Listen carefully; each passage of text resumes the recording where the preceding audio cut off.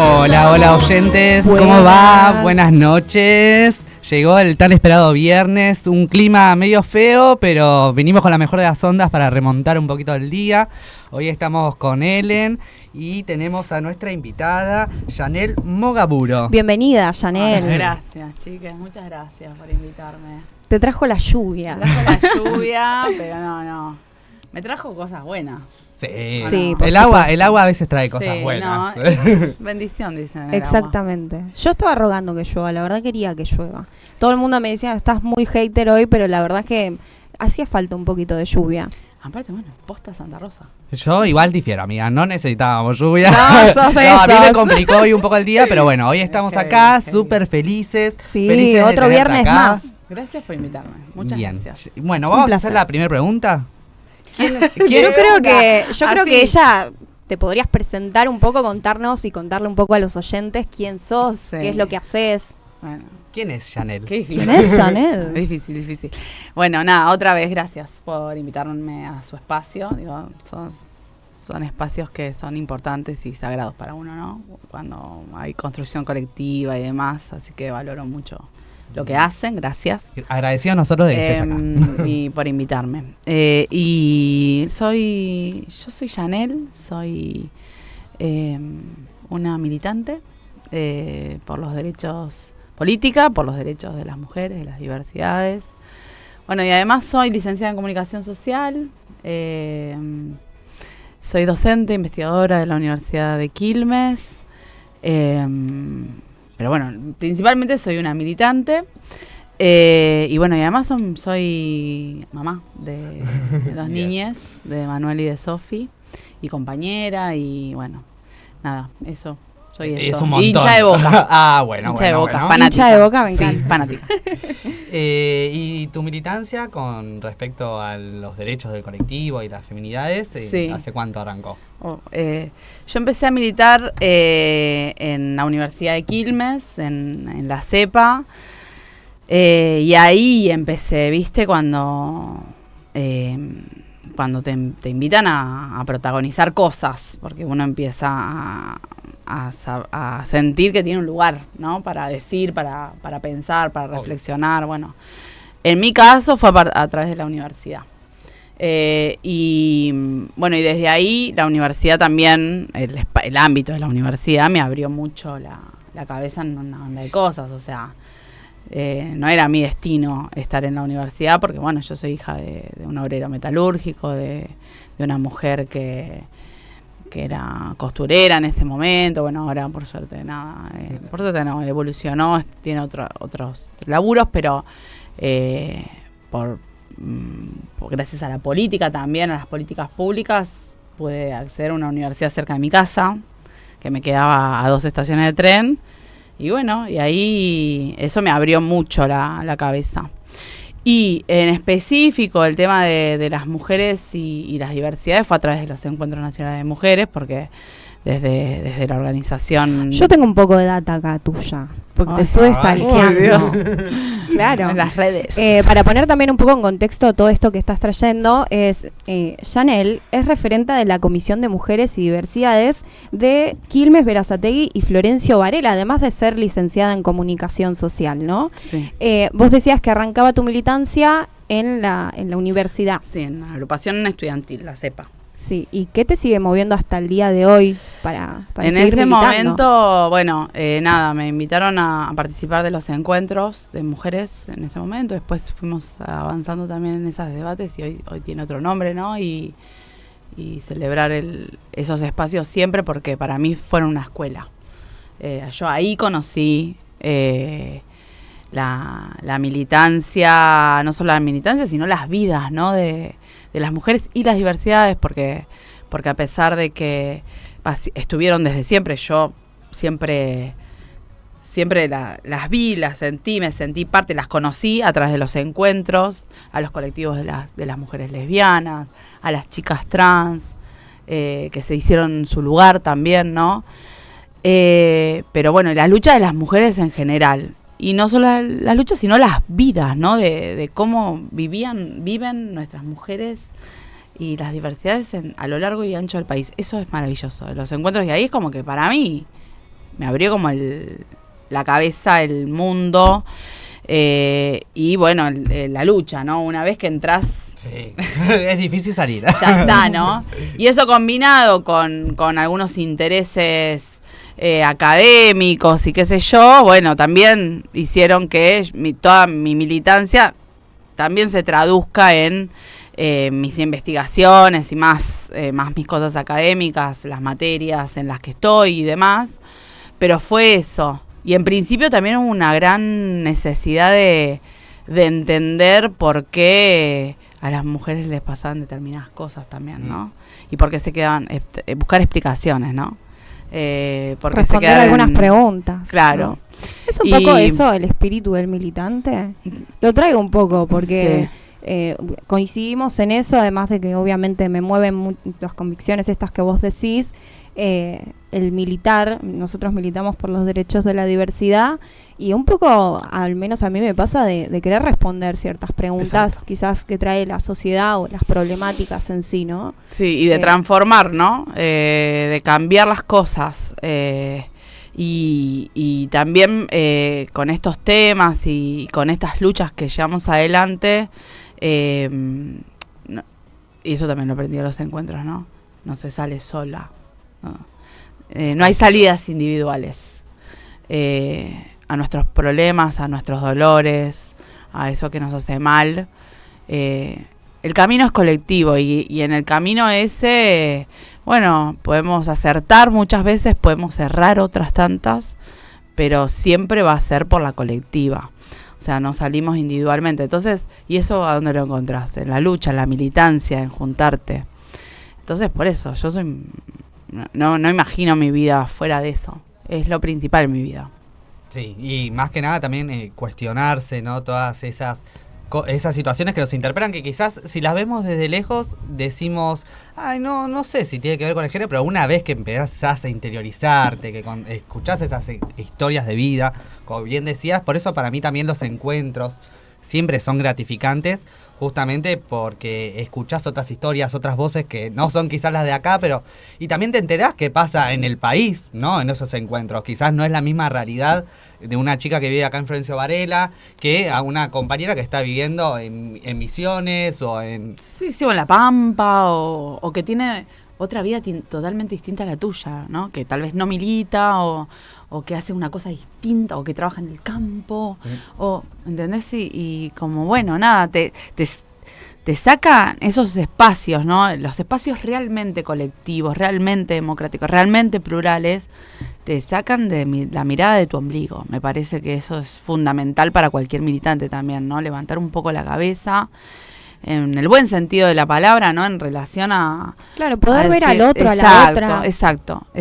Y poder verlo en su complejidad, en su diversidad y en su integridad, ¿no? Como persona. Bueno, eso a mí me lo enseñaron los encuentros de mujeres. Qué hermoso. Sí. Y mis compañeras. Sí, que muchas están ahí. Te están escuchando. Sí, obvio. Sí. Hola a toda la gente que nos está escuchando del otro lado. Todas las chicas lo pasamos ahí. Que ya vamos a hablar un poquito de eso. A mí, a partir de esto que vos decís, se me viene a la mente también las historias por ahí más heavies, más crudas, ¿no? Donde una, como decís vos, dejás de mirar tu ombligo y tenés que escuchar a la otra. Y muchas veces esa otra te trae una historia que creyó que no se lo podía contar a nadie, que no lo podía sacar de sí misma, ¿no? Y qué importante poder ser esa escucha. ¿Te ha pasado? ¿Te pasó? Sí. Sí, totalmente, sí. Sí, y nosotras combatimos también... a ver, desde la militancia, obviamente, o sea, cuando vos militás estos temas, es muy difícil no caer en... Uno tiene que estar muy consciente que no somos las responsables de resolver los problemas individuales de las compañeras, ¿no? Porque eso muchas veces sin querer, o sea, o desde el tratar de resolver, nos saca del foco que es, bueno, quiénes son los verdaderos responsables y quiénes tienen que dar respuesta ante estas situaciones, ¿no? A veces es muy difícil salirte de ahí, ¿no? De ese lugar de, bueno, querer llevarte la compañía a tu casa, por ejemplo, ¿no? O decir, nos ha pasado en nuestra historia. Y hemos aprendido también porque esas cosas se pagan caro, ¿no? Cuando una se piensa que individualmente también puede resolver los problemas, o porque tengo un contacto, o porque, no sé, tengo un lugar determinado de micropoder en algún espacio y bueno, nada, tratamos efectivamente también que esas situaciones sean canalizadas a través de la lucha colectiva, ¿no? Por ejemplo, aparece una situación, aparecen estas situaciones que sí, obviamente, porque es como vos decís, o sea, cuando vos abrís esa puerta, cuando habilitás un espacio de escucha, o cuando nada, estamos en una reunión, es por cualquier cosa, vinculada al tema, estas situaciones, pues porque nos atraviesan las vidas, ¿no? Nuestras vidas también son las de las militantes también, ¿no? Están atravesadas por las violencias. Bueno, y ahí también mucha discusión colectiva para decir, bueno, nosotras no somos individualmente responsables de resolver esos problemas, sino que efectivamente cada vez que esto pasa y viene una compañera y te cuenta una situación y demás, la primera reacción debería ser más organización, más reclamo, más pedido de respuesta, pero no hacia una, sino hacia quien tiene que responder, ¿no? Bueno, el Estado Nacional, va a estar complicada la cosa. Históricamente. Sí, pero también en cada municipio, en cada lugar. Y después sí, me tocó, no sé, ser la parte del programa de género de la universidad, y ahí sí elaboras un protocolo y bueno, sí, efectivamente, ahí sí, como institución vos tenés que dar respuesta. Claro. Pienso que a veces también como mujer, por ahí, el hecho de sentir que hay un espacio donde se te está escuchando, eso ya es algo. Y creo que eso, la verdad, me genera mucha admiración, ver que sos referente de un espacio así. El otro día también te escuchaba, que fuimos a la reunión y ahí te conocí. Y creo que ser generadora de esos espacios es muy importante, sobre todo hoy por hoy, aunque sabemos que históricamente nos han atravesado estas problemáticas o violencias. Y creo que muy importante lo que estás haciendo. Sí, lo que estamos, porque también eso, ¿viste? Tenemos que combatir un poco, tenemos que hablar en plural. En plural, eliminar el individualismo. Porque yo te agradezco cada palabra que me decís. Pero realmente son muchos años de construcción en esta región, ¿no? También de esos lazos que se fueron fortaleciendo en este tiempo y que cada vez, a pesar de todo, se amplía y va a contrapelo, ¿no? De lo que te quieren decir en este contexto de que no se puede, de que, bueno, que las cosas estas ya fueron, que cada uno, o sea, que no nos gane el individualismo. Y la construcción de esos espacios se lo debo también a la militancia.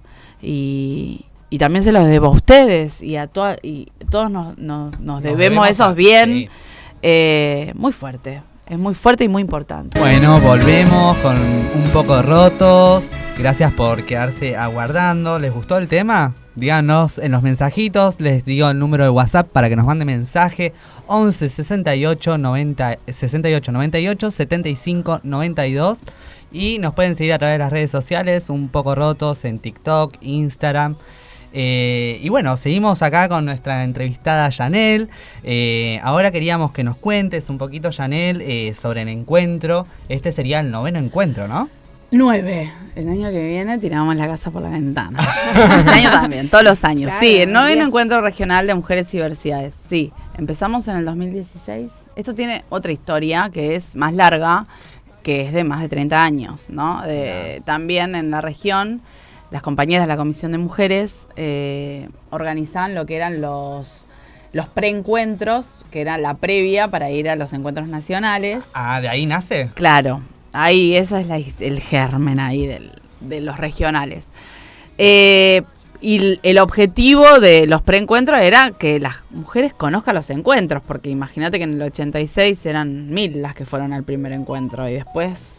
Bueno, hoy son lo que soy. Hoy es lo que ¿no? es. Es lo que es.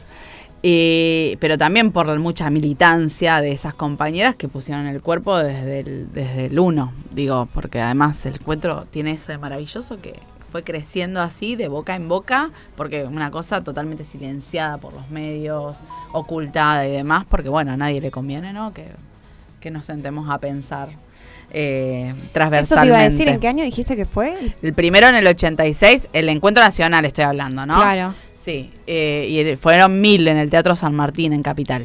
Mira. Así que bueno, Qué época también, sí, ¿no? Sí, Para hacer un encuentro de mujeres. Salíamos de la dictadura y bueno, ahí, bueno, otro día vengo y hablamos de eso específicamente, que es una historia apasionante. Cuando nosotras en el 2010 hablábamos de violencia contra las mujeres, la gente nos miraba raro. Sí. Y nos decía, no, eso no existe. La violencia económica no existe. La violencia simbólica, ¿qué es? La violencia psicológica, olvídate, no existía. A lo sumo, en el 2010, te digo, no hace tanto, estaba como... te decían, bueno, sí, que te peguen está mal. Hasta ahí llegaba el consenso en relación a ese punto. ¿Por qué digo? Porque a mí me parece natural que haya resistencia a hablar de determinadas cosas cuando son las primeras veces que eso se impone, ¿no? Con todo ganar los derechos, las leyes, todo lo que se avanzó en estos últimos años en Argentina, también producto de la lucha de muchas, ¿no? Que tal vez no luchaban por los derechos específicos de las diversidades, pero sí de la lucha bien reivindicativa de eso que nos faltaba, ¿no? Y de que todos podamos vivir, no sé, nuestras vidas libremente, vidas dignas de ser vividas, más allá de cómo elijamos, a quién elijamos amar, ¿no? Son naturales esas resistencias. Me parece que si no hay resistencia es porque no estamos siendo genuinas. Que tenemos que... no, se me están siendo serias y no llego a entender. yo... No... Ay, perdón. Sí, soy a Chanel, dejá de golpearme la mesa, pobrecita, que no te hizo nada. No, es la emoción de lo que está diciendo. Sí, que hay resistencias y que lo mejor es ponerlas sobre la mesa. Y decir, ver qué puntos nos unen siempre y que es difícil. En los espacios en donde está todo bien es porque no se están debatiendo las cosas a fondo. Sí. En los espacios en donde nadie te dice nada y no hay debates y nadie dice, che, no, pero yo muy de acuerdo con eso que estás planteando no estoy. Claro, lo incómodo, ¿no? Generar esa conversación. Sí. Sí, es porque no se está diciendo todo lo que uno quiere decir y todo lo que piensa.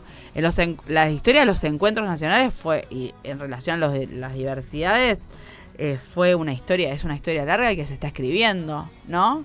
Y hay resistencia y aprendemos, yo creo que eso te lo dije la primera vez, que tenemos mucho para aprender, pero principalmente todavía nos queda muchísimo por lo que luchar. Y eso tiene que ser en unidad. Y nunca perder de vista que hay cosas que lo que nos divide está fomentado por gente que nos quiere divididas y dividides. Me viene como anillo al dedo la pregunta, porque me parece que hay muchos hombres, voy a usar la palabra hombres heterosis, muy específico, que creen que no tienen ningún rol en esta lucha. ¿Vos crees que los hombres tienen qué difícil. un rol en el movimiento? Me encanta. Y porque me parece que los oyentes se van a enriquecer. Sí, yo creo que los varones se tienen que ocupar de los varones. Bien. Se tienen que poner a pensar. Sí. En estas semanas, con todo lo de Alberto y con todo lo de... Bueno, a ustedes tal vez les habrá pasado. Viste, muchas exigencias a nosotras, ¿no? A las mujeres, a las feministas, a las diversidades. Ay, bueno, pero ¿qué pensás? Bueno, tienen que ponerse a pensar también. Efectivamente tenemos un rol. Pero no creo que seamos las compañeras que militamos específicamente estos temas las que tengamos que educar a los varones. Y nos necesitamos para la lucha en general, porque estamos en un momento muy complejo, en donde hay cosas que son principales, como el hambre, la desocupación, la gente que se queda sin laburo todos los días, como lo vemos en la calle, los jubilados, las jubiladas, les jubilades. Pero se tienen que ocupar, tienen que empezar a pensar por qué los varones jóvenes votan a Milei. Nosotras no votamos a Milei. Claro, no. Las mujeres grandes no votan a Milei. O sea, eso está... Bueno, hay que ponerse a pensar, no para castigar a nadie, sino que los varones tienen que empezar a pensar ellos sus relaciones también, ¿no? Cómo construyen. Y empezar a cuestionarse también qué hábitos son los que están perpetuando este maltrato o esta invisibilización. Sí, pero a después la no lucha. creo que tienen que generar sus espacios. Exacto. Eso también, ¿viste? Porque después todo bien, pero nosotras seguimos siendo las principales oprimidas por esta sociedad, porque hay una desigualdad estructural, mujeres, diversidades. Y bueno, nada, a veces en los encuentros tenemos esos cuestionamientos. Bueno, pero yo traigo a mi hijo o a mi compañero para que aprenda. Y no, la verdad es que no, porque ¿sabés qué pasa?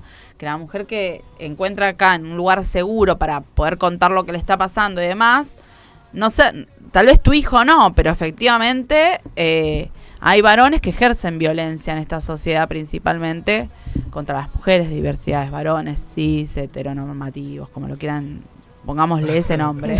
No nos pongamos tampoco tan técnicos, porque si no, es muy amplio. No, sí, no, pero también, eso también, viste, a veces categorizar tanto expulsa también un poco, ¿no? Claro.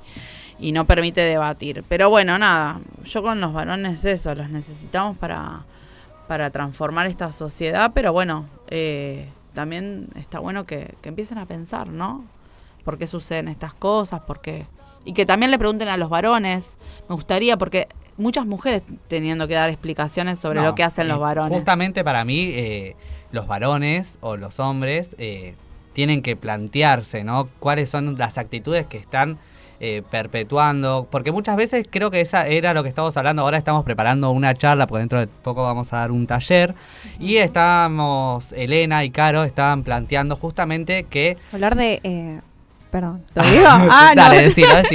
Hablar de masculinidades. Un poco lo que traía Caro es que muchas veces hablamos de feminismo, hablamos, bueno, de la violencia de género y demás, pero justamente esa charla es específicamente para las masculinidades, para poder ver en qué momento la cultura o la sociedad también forma a varones, ¿no? Que discriminan, que son violentos, que se alían de alguna manera para discriminar a lo distinto, ¿no? Al hombre que es distinto también y decide ser diferente, y decidimos abordar esa charla desde ese lugar, porque consideramos que quizás es un tema que por ahí no se toca tanto, ¿viste? Siempre hablamos de la mujer, de los derechos que todavía nos faltan por conseguir, de la violencia que hay en esta sociedad. El solo hecho de caminar por la calle con una pollera corta ya es muy difícil llegar a tu casa, ¿viste? Yo lo vivo, mis hermanas también. Pero dijimos, bueno, vamos a hacer algo diferente para esta charla. Hablemos de masculinidades, ¿no? Hablemos de los varones. ¿Qué hace esta sociedad con los varones también? Así que nos pareció interesante. Sí, es interesante. Después es un tema difícil, ¿no? Porque para nosotras lo natural es la lucha. O sea, para el que está oprimido por un aspecto de su... Después no es lo mismo un varón pobre que... ¿Se entiende, no? La clase también juega ahí un rol importantísimo y central en para dónde van esos tipos. Pero bueno, los varones en términos de género, ¿no? Tienen muchos privilegios y bueno, no es que naturalmente les va a salir, bueno, si tengo estos privilegios voy a renunciar a ellos. Claro, eso es lo que decías recién de los espacios. Sí. Primero tenés que aceptar que tenés un problema para hablar de eso. Sí, no sé si lo pondría en términos de problemas, sino que efectivamente privilegios que te da esta sociedad por cómo está estructurada. Y eso requiere, bueno, abrirte, ponerte unos lentes y mirar con otra perspectiva tu vida entera, como lo hacemos nosotras para poder salir a luchar, ¿no? Me encanta esa reflexión y justamente en esta radio, en este espacio, queremos generar esa duda, que nos escuchen y un poco se empiecen a cuestionar todos estos privilegios de los que estamos hablando. Pará. ¿A dónde vas? En breves continuamos con Un Poco Rotos. Nosotros rechazamos la diversidad de identidades sexuales que no se alinean con la biología. Sí.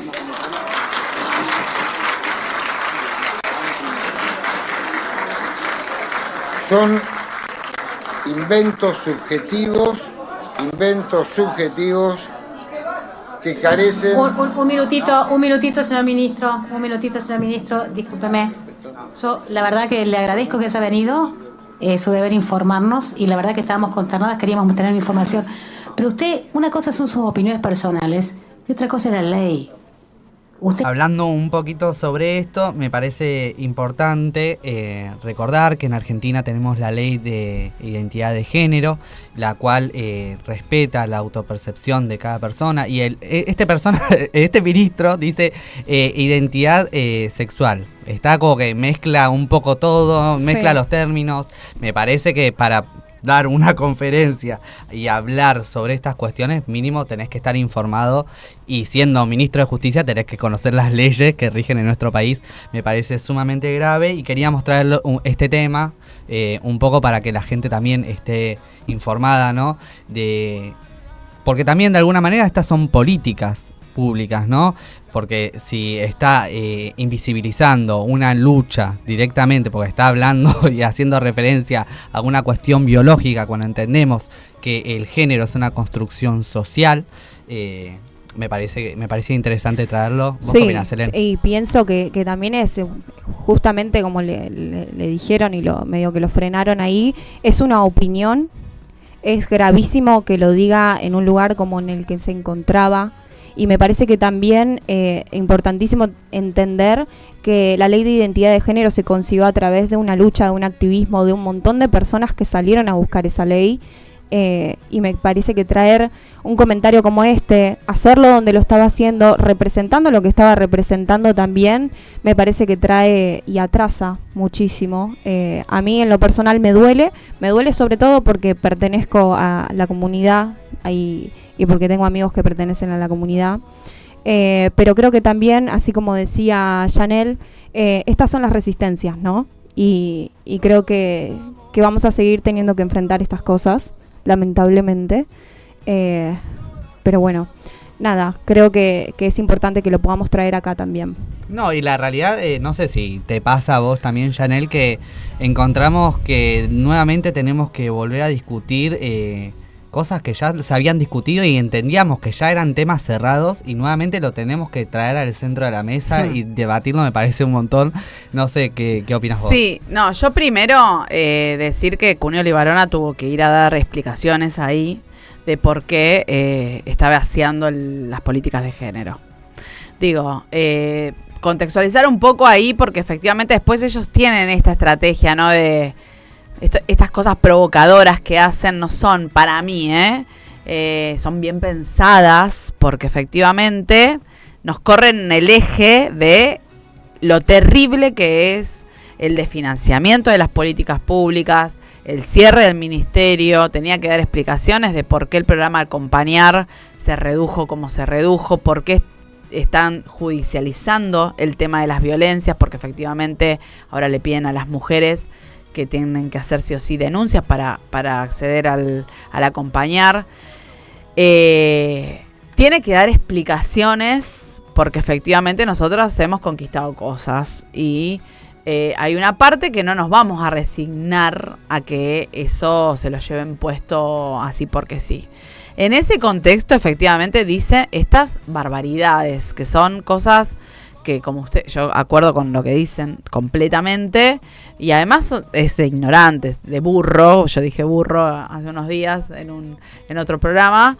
Ignorar también, incluso desde la biología, porque si querés ponerlos en términos biológicos también, cuando sale a aclarar lo que quiso decir, la empeoró. O sea, sí, habla de dos sexos, o sea, ningún biólogo te va a decir que hay dos sexos nada más. O sea, es como recurren a cosas efectivamente que no tienen fundamentos ni desde las propias teorías que invocan. O sea, mal por donde lo mires, y efectivamente mal en relación a terrible, en relación a que niega derechos. Son negacionistas además, efectivamente, eso en todos los planos.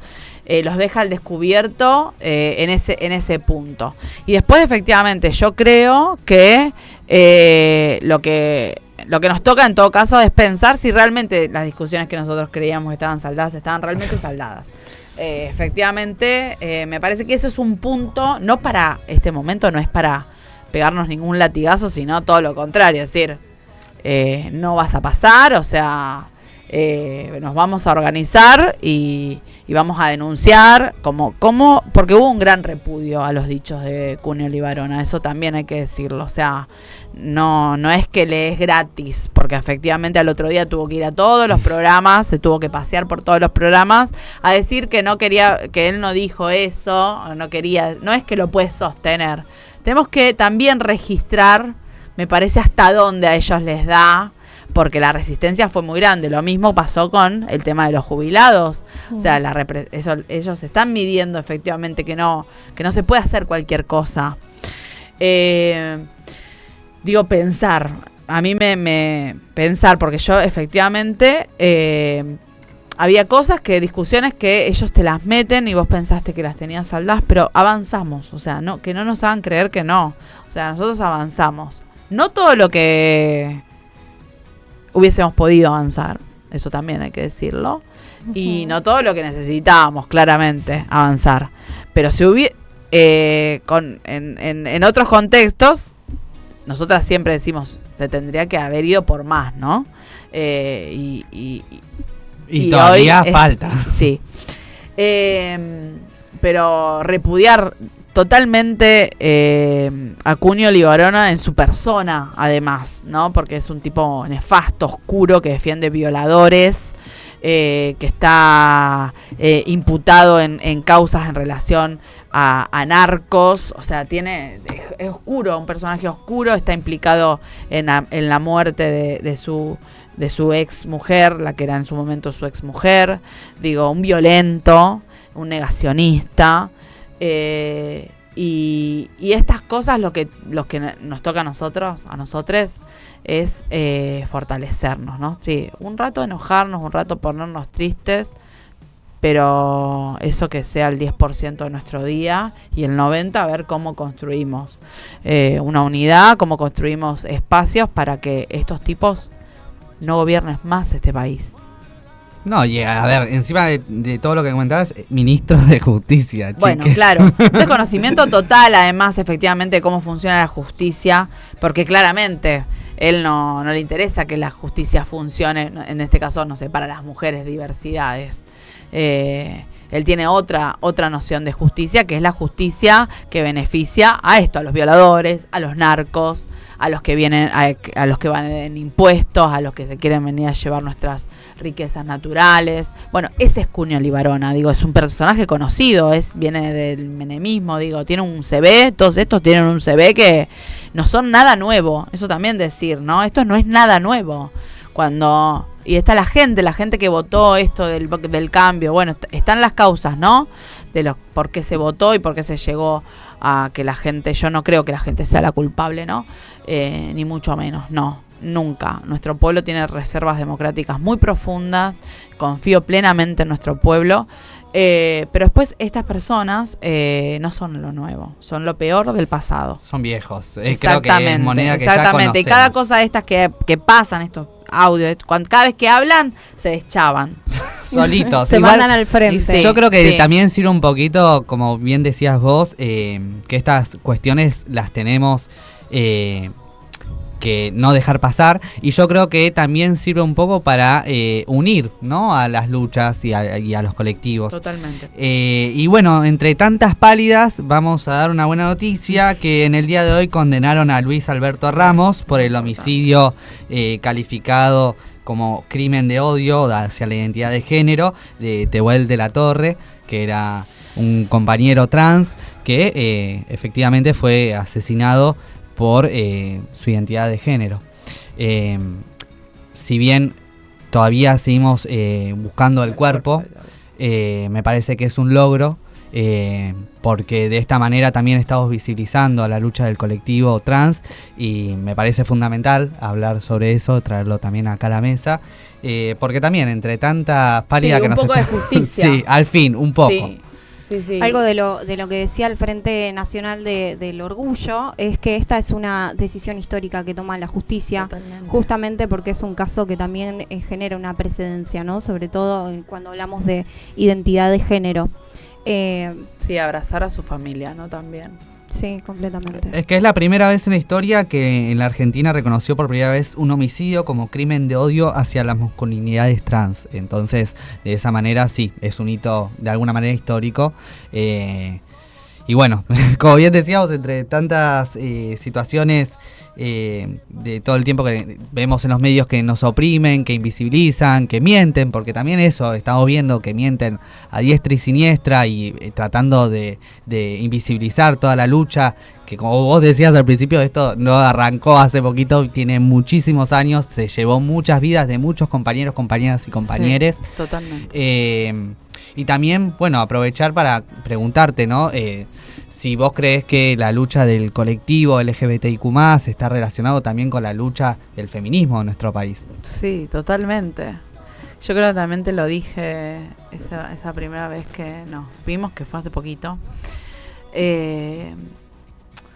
Yo creo que todas esas luchas son producto de muchas mujeres que lucharon desde el primer momento, ¿no? O sea, y también creo que hay sectores que nos quieren divididos, que quieren dividirnos, ¿no?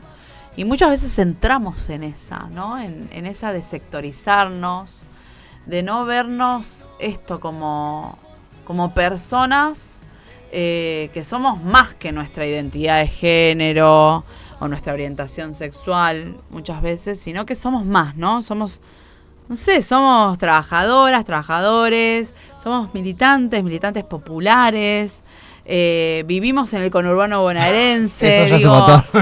No, pero viste que el posmodernismo y algunas teorías abogan por la sectorización de las luchas, ¿no? Sectorizar las luchas, ¿no? Atomizarlas, volvernos cada vez más individuales y cada vez mirarnos más para adentro, ¿no? En el ombligo. Y eso es muy dañino, creo que fue muy dañino para el movimiento de mujeres feministas en nuestro país, porque eso no permite la unidad. Y yo creo que nuestras luchas tenemos que redondear, pero que efectivamente tu pregunta es, tenemos mucho más que nos une que lo que nos separa. Gracias por acompañarnos y escucharnos. Nos vemos la próxima semana. Esto fue Un Poco Rotos.